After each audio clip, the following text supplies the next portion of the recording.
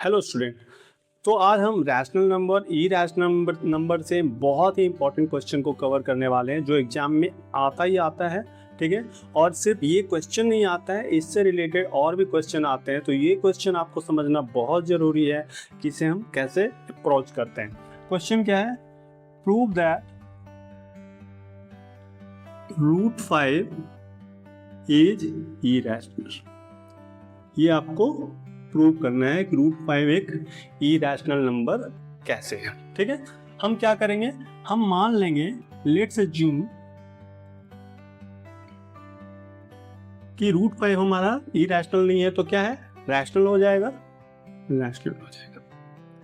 अच्छा, rational number का definition क्या होता है और इरैशनल नंबर का डेफिनेशन क्या होता है? रैशनल नंबर का डेफिनेशन होता है कोई नंबर वो कैसा फॉर्म में होना चाहिए, p/q के फॉर्म में होना चाहिए। इस केस में हम मान लेते हैं कि a/b के फॉर्म में होना चाहिए। a और b क्या होना चाहिए? a और b दोनों ही इंटीजर होने चाहिए। ठीक है, और ये a और b जो है ये शॉर्टेस्ट फॉर्म है उस पर्टिकुलर रैशनल नंबर का। ठीक है, मतलब इससे और छोटा टूट नहीं सकता है। मान लीजिए कि आपके एग्जांपल के तौर पे 4/6 है। ठीक है, 4/6 क्या, अगर इसको p/q मानते हैं तो क्या एक शॉर्टेस्ट फॉर्म है?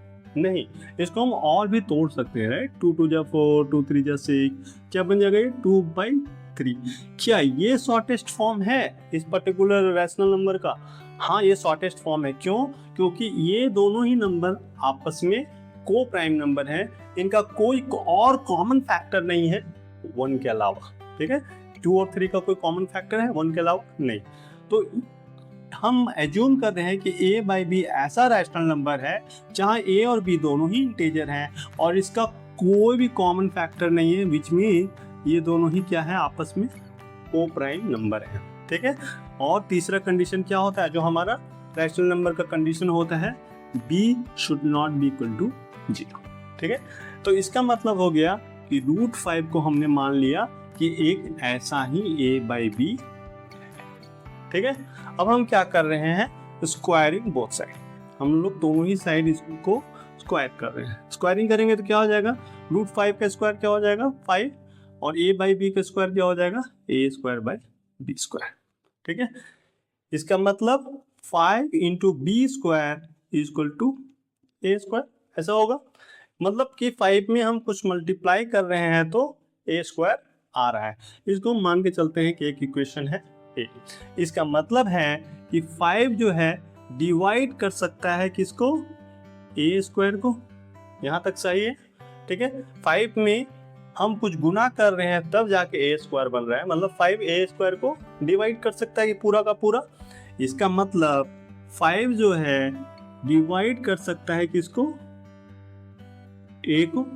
ठीक है, यहाँ तक सही है। अगर 5 a को डिवाइड कर सकता है उसका मतलब है कि 5 में कोई एक नंबर हम मल्टीप्लाई कर दें तो वो एक a बन सकता है।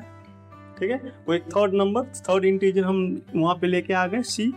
ठीक है, अब फिर से यहाँ पे स्क्वायरिंग लगाइए, डबल स्क्वायरिंग।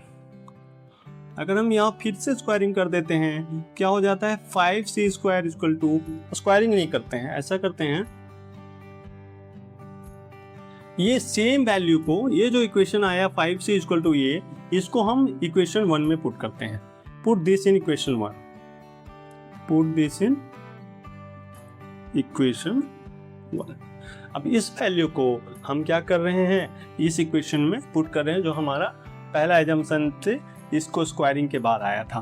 तो 5c = a, तो हम यहाँ पे a का वैल्यू 5c पुट कर देंगे, तो 5b² = 5c का होल स्क्वायर। सही है यहाँ तक? इसका मतलब क्या हो जाएगा, 5b² = 25c²। इसका मतलब ये 5 5 जा 25, b² = 5c²। अभी इस इक्वेशन को हम मान लेते हैं इक्वेशन नंबर 2। अभी देखिए b² = 5c², अगर 5 में c² जोड़ रहे हैं, 5 में b² जोड़ रहे थे तो वो क्या हो रहा था, a²। अभी हम क्या कर रहे हैं, 5 में c² जोड़ रहे हैं तो क्या हो रहा है, b²। मतलब फिर से 5 can divide b², which means 5 can divide B, 5 जो है बी को डिवाइड कर सकता है। अभी देखिए एक इक्वेशन मान लीजिए, इसको थर्ड और इसको फोर्थ। अब एज्यूम कीजिए इस थर्ड और फोर्थ को इसमें इसको मान लीजिए थर्ड और इसको मान लीजिए फोर्थ। अभी क्या देख रहे थे यहाँ पे हम 5 कैन डिवाइड ए, अभी हम क्या देख रहे हैं 5 कैन डिवाइड बी टू। ठीक है, अगर एक नंबर है जो ए को भी डिवाइड कर दे रहा है, बी को डिवाइड कर दे रहा है, मतलब क्या है कि ए और बी जो हमने पहले माना था कि वो एक ऐसा इंटीजर है कि वो एक को प्राइम नंबर है आपस में। ठीक है, ए और बी का हमने बोला था कि वो शॉर्टेस्ट फॉर्म है, उसको कोई और नहीं डिवाइड कर सकता है 1 के अलावा। लेकिन हम एक ऐसा नंबर खोज के ले आए जो उसको डिवाइड कर पा रहा है, जो कि 5 है।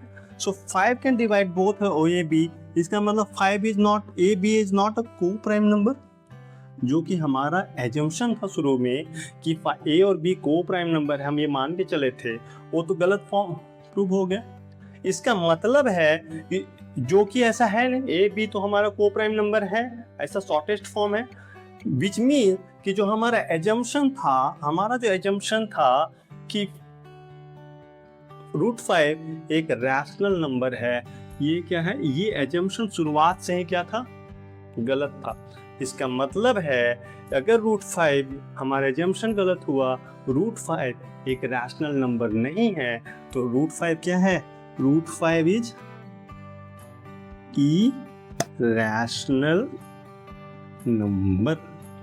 तो इस तरह के प्रॉब्लम को हम ऐसे ही अप्रोच करेंगे, और इससे रिलेटेड और भी प्रॉब्लम आ सकता है आपको, यहाँ बोल सकता है कि 5 + √3 या 5 + 2 √3, ठीक है, या 2 + 2 √3 इरैशनल है, उसको प्रूव करें। तो हम इसको अगले वीडियो में कवर करेंगे। तो इस तरह के क्वेश्चंस को आप ऐसे ही अप्रोच कीजिएगा, और ऐसे मोर वीडियोस के लिए प्लीज सब्सक्राइब। Thank you.